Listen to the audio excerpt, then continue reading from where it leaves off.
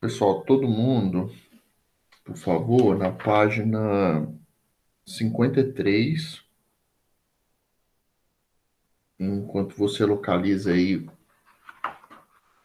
a página referente à aula, a gente vai fazer a chamada.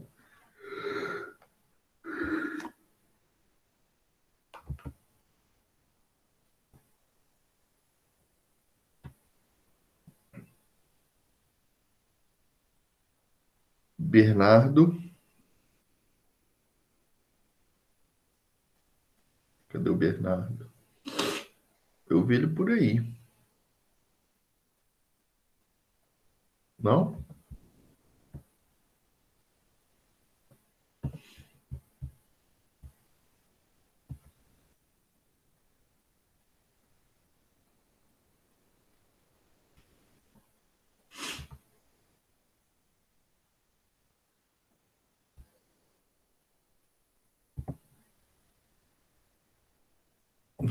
Tá. Então, Bernardo, eu aqui no chat. Carolina,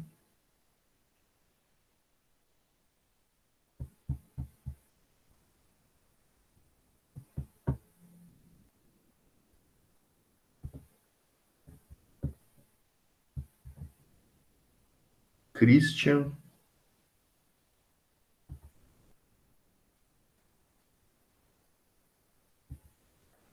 Cláudio, Presente, professor. Enzo,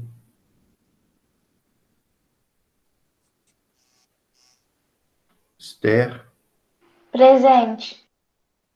Felipe,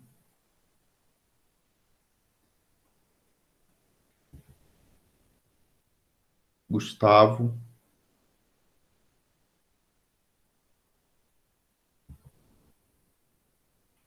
Heloísa, Presente. João Vitor,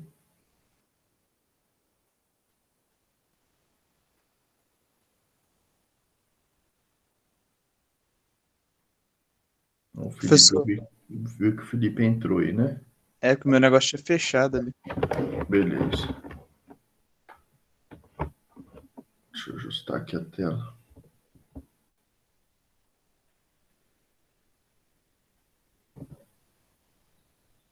Jonatas, Presente. Laiane,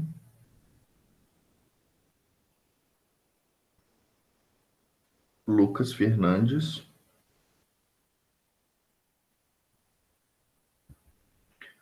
Lucas Henrique, Presente. Maria Eduarda, Mariane,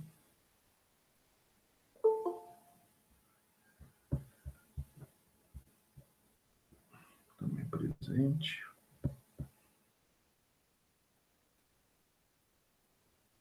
Natan Gabriel,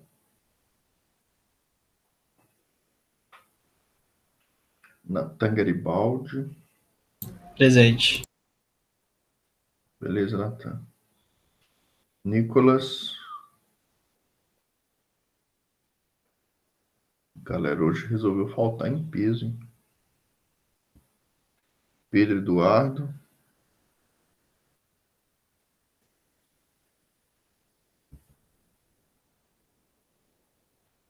Rafael Gonçalves,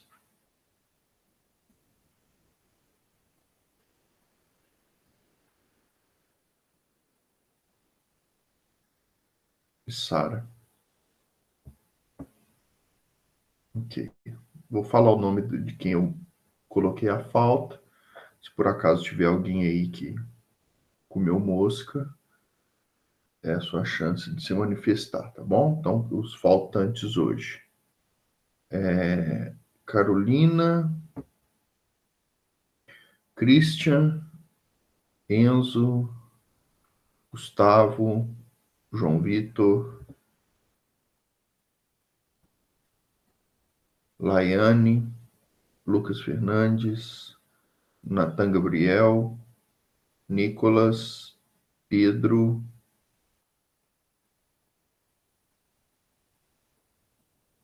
o Rafael se manifestou aí agora, e Sara. Não, aliás, a Sara presente, né? Professor, E o Rafael também presente. Oi, aqui eu vou entrar pelo computador, aí eu vou sair aqui rapidinho, aí você me aceita, tá? tá bom. Obrigada. Então, registrado aqui, hoje foi o recorde de faltas. 10 faltas.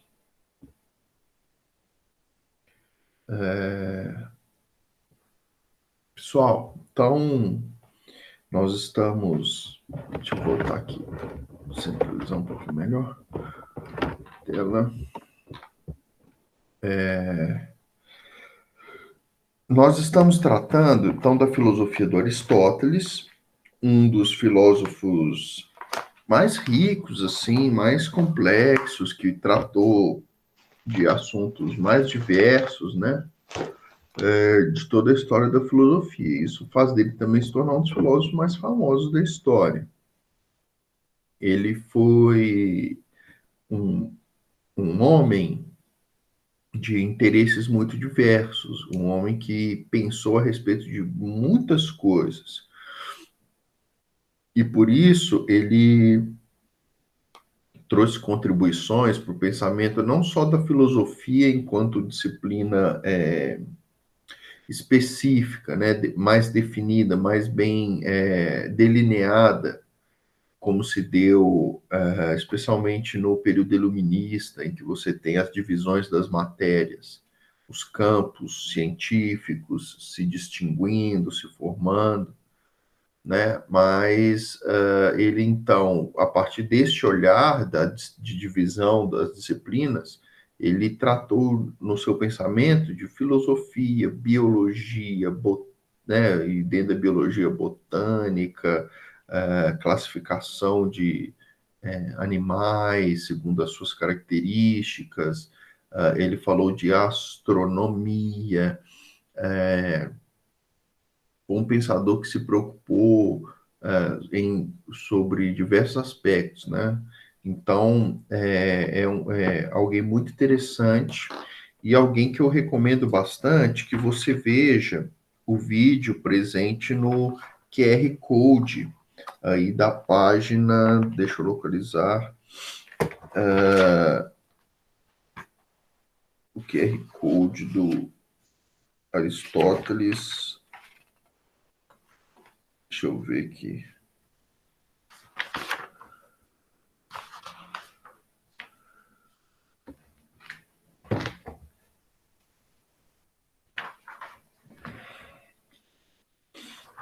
Se alguém localizar aí primeiro que eu, me deixe conhecer. Ah, aqui, ó, na página 49. Então, é bem interessante, né, a história, alguns fatos biográficos dele, alguns dos desenvolvimentos do seu pensamento. Nós já começamos a tratar algumas coisas nas aulas anteriores, né, falamos um pouquinho da teoria do conhecimento dele, da sua metafísica, né, e aí, dando sequência no pensamento metafísico de Aristóteles, né, nós conceituamos as diferenças entre substância acidental, substância essencial, não é isso? Nós falamos da dicotomia matéria e forma, que Aristóteles chama de ilemorfismo, né? Eu lembro de ter até escrito no chat para vocês como se escreve essa palavrinha, já que ela não está presente no material didático, né? Mas idemorfismo é o nome usando os termos em grego para fazer essa correlação entre matéria e forma, isso tudo matéria dada já, conteúdo já passado para vocês. E aí na aula de hoje a gente vai abordar a teoria das quatro causas de Aristóteles, que entra é, no, no, na sequência da explicação do pensamento dele. Então, eu vou tentar recapitular bem rapidinho aqui para a gente pegar o gancho certinho da explicação da teoria das quatro causas de Aristóteles, tá? Eu estou falando um pouquinho mais baixo que o normal, mas se você achar que que eu preciso de aumentar o tom de voz, é só você escrever no chat aí, a gente aumenta um pouquinho, tá? Mas então, vamos retomar. Aristóteles, ele divide, ele tenta explicar a composição, a definição de tudo que existe, e o nome que nós usamos para cada coisa específica que existe é ente, né? Então, o ente cada objeto que existe no mundo, cada particular do mundo, inclusive nós, enquanto pessoas. Nós somos, neste campo de estudo da metafísica, classificados como entes, tá bom? Então, sei lá, esse controle remoto é um ente, o meu celular é um ente, porque é uma particularidade. E eu, enquanto indivíduo, sou também um ente. Então, para Aristóteles, todo ente ele é composto de matéria e forma. A matéria é o seu conteúdo químico mesmo, a sua composição química, biológica. Usando a linguagem da química moderna, são os elementos químicos que nos compõem. A matéria, o próprio termo já ajuda bastante a gente a entender a matéria de qual nós somos feitos, a matéria-prima da qual nós somos compostos, né? Então, quais são os elementos que materialmente nos compõem? Então, isso é a matéria. Por outro lado, nós temos a forma, que é talvez um pouquinho mais difícil de entender. A forma é o que dá é o que delineia o que nós somos, é o que dá formatação ao que nós somos, é o que pega esses vários compostos de matéria que nós temos e transformam essa matéria, essa massa, em algo formatado, em algo definido, em algo delineado. Então, não basta só a matéria ela precisa de estar ajustada, organizada, delineada, para que o ente exista como tal. Então, essa é a primeira divisão que eu queria recapitular com vocês, né? E quando nós falamos dessa relação, né, matéria e forma, nós projetamos uma outra divisão que Aristóteles faz na metafísica, que é a divisão entre ato e potência, que está muito relacionado com essa primeira classificação, matéria e forma. O ato é aquilo que nós somos, aquilo que nós nos tornamos, ou aquilo que cada ente se tornou, ou se torna. E a potência é toda a possibilidade contida no ente de se transformar ou de se tornar algo. Um exemplo bem clássico, uma semente de mostarda, ela pode se tornar um grande pé de mostarda. Então, na semente já existe, na composição da semente, a potência de se tornar uma grande árvore. Agora, essa potência, ela pode se realizar ou não. A potência está ali, mas ela pode se realizar ou não.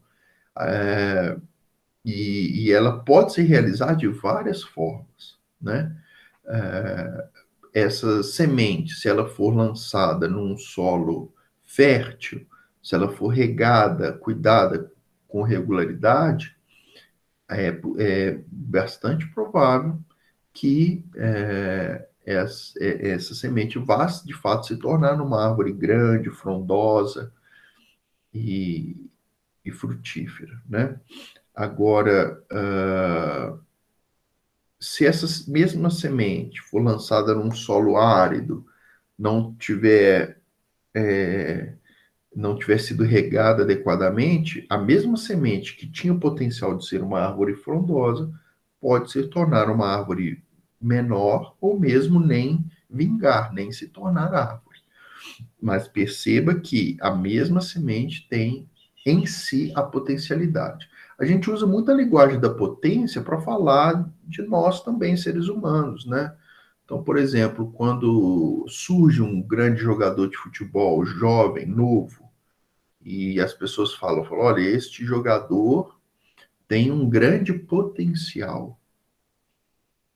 O que isso quer dizer? Quer dizer que ele tem grandes condições em si, tem elementos em si, tem características em si capazes de fazer dele um grande jogador. Mas ainda novo, ele ainda não é um grande jogador, mas ele tem potencial. Agora, mesmo tendo potencial, quem gosta de futebol sabe disso. Muitas promessas que surgem como grandes potenciais de jogador acabam na carreira não vingando, né, que a gente costuma falar. Então, às vezes, o jogador tem muitas lesões, ou o jogador se envolve com problemas extracampo, né, ou, às vezes, por uma série de fatores, aquele potencial não se realiza, tá bom? Então, vamos pegar um pouquinho mais as características dessa distinção. Então, a potência é essa possibilidade. O ato é, de fato, a atualização da potência. É você transformar a potência em algo real, em algo que vingou, em algo que se transformou definitivamente no que a potência tinha enquanto possibilidade. Tá bom? Então, vamos pegar novamente o exemplo da árvore. A semente, ela tem potência de ser árvore. E essa árvore, por sua vez, tem potência de ser diversas coisas. Na mão de um ser humano, essa árvore tem a potência de se tornar, né, na mão de um carpinteiro, de um marceneiro, ela tem a possibilidade de se tornar uma mesa, uma cadeira, um lápis. Veja que, em determinados casos, a potência é quase multiplicada ao infinito, né? Mas na medida em que cada potência vai se transformando em atos, essa potência ela vai reduzindo as suas possibilidades. Então, o exemplo da madeira permanece. Na medida em que o carpinteiro decidiu transformar aquela cadeira em mesa, dificilmente ele vai poder transformar aquela mesa, aquela árvore em cadeira, dificilmente ele vai poder transformar aquela né, o mesa ou cadeira, enfim, em um outro objeto. Vai ficar mais difícil, em um caminhãozinho de brinquedo de madeira. Vai ficar mais difícil. Por quê? Porque ele já modelou, ele já formatou aquela potência num determinado ato. E toda vez que você transforma a potência em ato, você reduz a potência. Né? Um exemplo prático também vamos aplicar à nossa vida. Quando eu era jovem, eu dei esse exemplo para vocês, né? Eu não sei se eu dei esse exemplo para vocês aí, eu estou confundindo com o terceiro ano, posso estar confundindo. Mas eu, quando era jovem, eu tinha um potencial, eu tinha um potencial para ser jogador de futebol e eu tinha um potencial também para seguir a vida acadêmica, a vida de professor, a vida dedicada aos estudos. E quando eu fiz 16 anos, eu precisei de tomar uma decisão, porque eu não estava conseguindo conciliar a vida de jogador com a vida de estudante. E eu tomei uma decisão. Eu tinha a potência, a possibilidade naquele momento de ser ou jogador ou professor. Mas, na medida que aos 16 anos eu deixei o futebol de lado e fui me dedicar aos estudos, eu transformei aquela minha potência em ato. Agora eu vou ser um estudante dedicado. A partir do momento que eu atualizei a minha potência, por exemplo, se eu pegar no dia de hoje eu não tenho mais esse potencial de ser um jogador de futebol. Hoje eu já estou velho, já estou gordo, já estou fora de forma. Então, eu não tenho mais essa capacidade. Por quê? Porque lá atrás, quando eu tinha essa potência, eu transformei essa multiplicidade de potências em um ato específico, né? Aí o BH está falando que agora é só na pelada, e eu ultimamente nem pelada mais. Eu estou jogando, né? Só vestido mesmo. Não, quer dizer, não, nem nada, nem jogando futebol de forma alguma. Mas, então eu espero assim, que isso esteja ficando claro para vocês. A Esther está me pedindo para retomar o conceito de forma. Então, forma, Esther, é o que dá a definição do ente. Então, por exemplo, vou pegar um exemplo de um objeto, este celular. Então, esse celular ele é composto de vários materiais. Ele tem em si várias matérias, né, associadas que lhe dão a constituição. Então, ele tem vidro, ele tem plástico, ele tem, sei lá, alumínio, sei lá. Então, ele tem várias matérias que, somadas, fazem dele o celular. Agora, as matérias em si não fazem um celular. O que faz o celular é a forma de celular que esse aparelho tem. Vamos dar um exemplo. Todos nós, seres humanos, temos a mesma matéria de composição. Nós somos feitos de oxigênio, de carbono, no meu caso, de bastante tecido adiposo, de Bastante beleza, professor, no seu caso. Bastante beleza, obrigado. Então, todos nós, enquanto seres humanos, nós compartilhamos da mesma composição material, tá ok? Só que o que faz o beto ser o beto, o que dá identidade ao ente, é a forma que eu tenho, é como a matéria se organiza e formata o beto. Então, isso é a forma, entendeu? Então, por mais que nós compartilhemos da mesma composição material, cada um é um indivíduo particular, porque nós temos uma formatação particular. Então é um pouquinho mais abstrato do que matéria. Acredito que matéria fica mais tranquilo da gente entender o que é, mas eu espero que a partir dessas explicações a gente vá clareando um pouquinho mais a ideia, tá bom? Se tiver ok para você, se alguém, o Esther ou alguém tiver mais alguma dúvida, a gente pode tentar outras abordagens aí para explicar. Bom, a Esther deu ok no chat, então vamos para a sequência mesmo. Chegamos na teoria das 4 causas. Perceba que transformar potência em ato é um movimento. Então, tudo o que existe, ele é um ato, tá ok? Tudo que existe, numa certa forma, é um ato, e esse ato carrega consigo ainda potências, porque a gente só se movimenta porque temos potência. Então,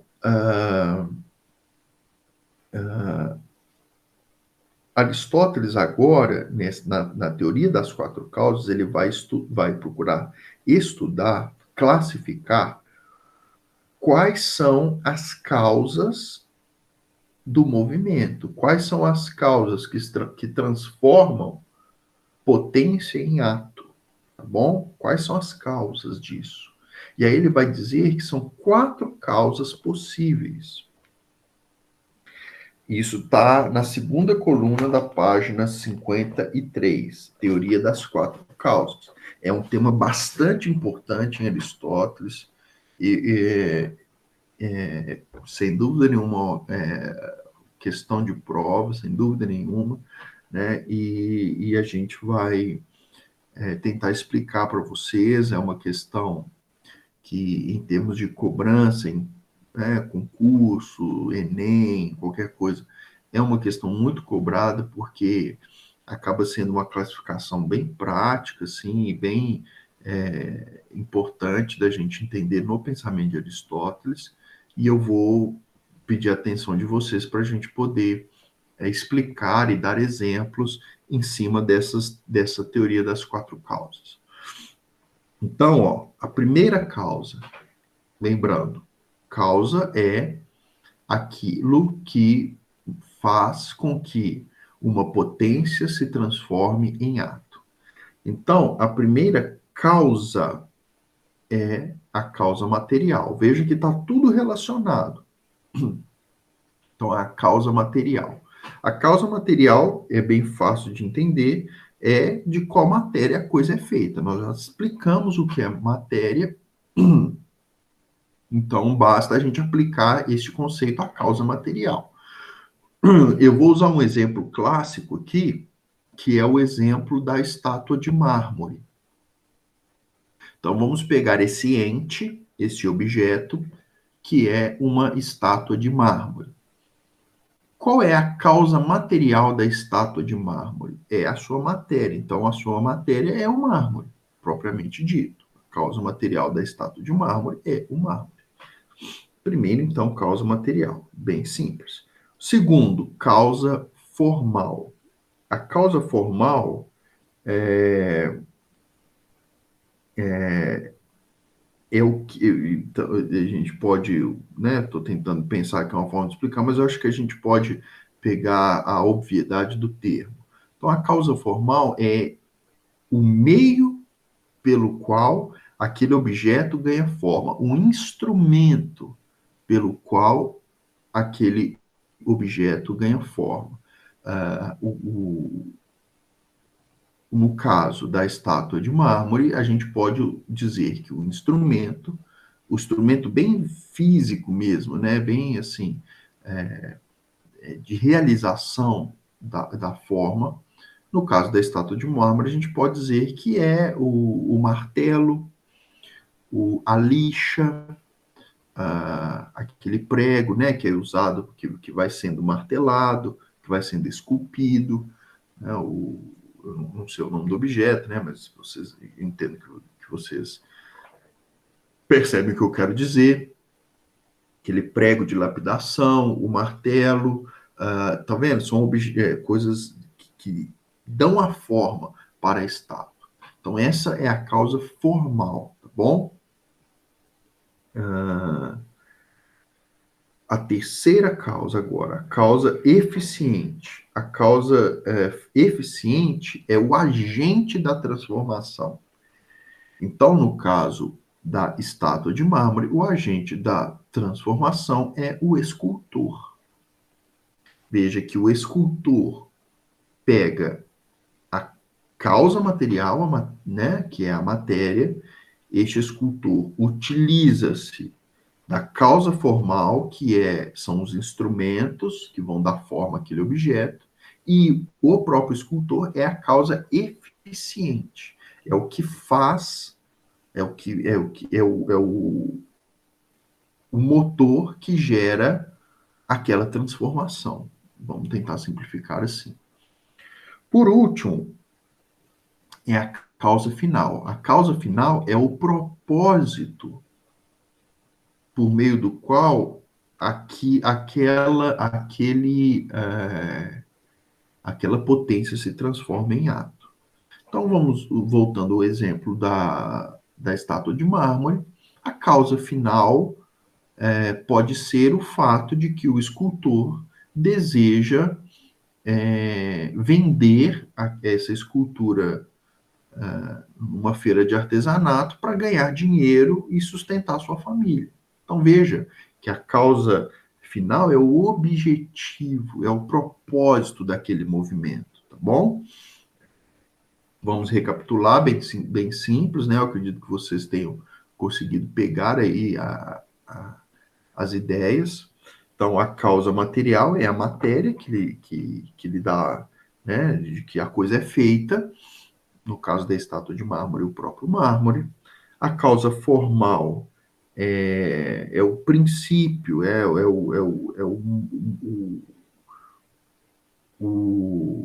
né, a formatação, aquilo que dá forma, né, o instrumento pelo qual aquilo se formata, no caso da estátua de mármore, o prego, a lixa, o martelo, né?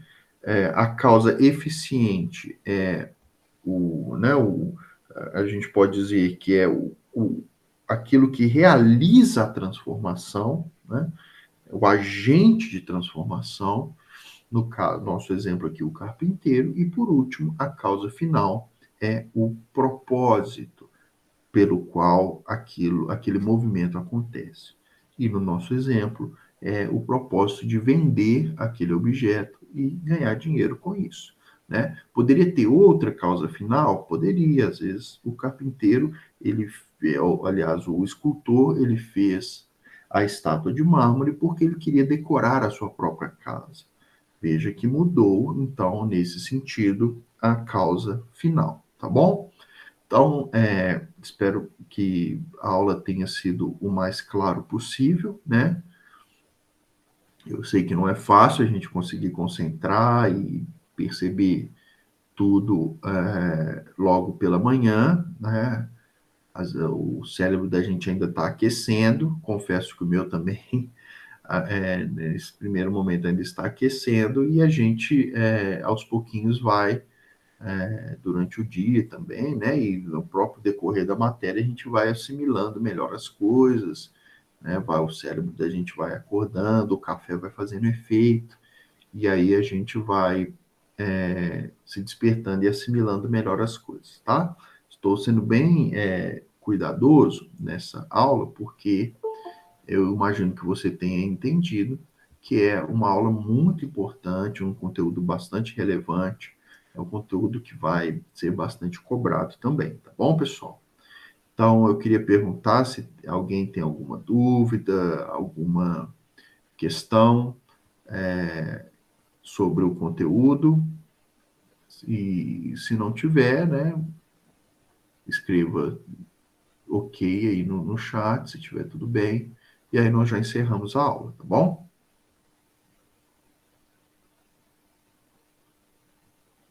Então, Cláudio já disse ok. Vamos ver aí, talvez mais 5 pessoas dando ok, e a gente entende que está encerrado, então.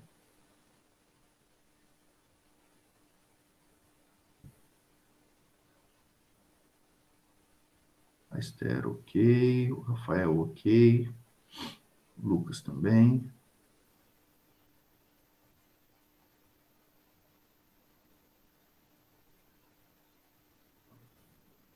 Bom dia, Lucas. Heloísa, ok.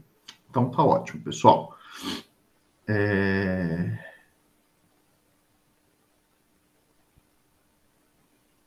Vamos encerrar a aula, então. Vou encerrar a gravação. Um abraço para todo mundo. A gente se vê na aula de Sociologia. Fiquem com Deus.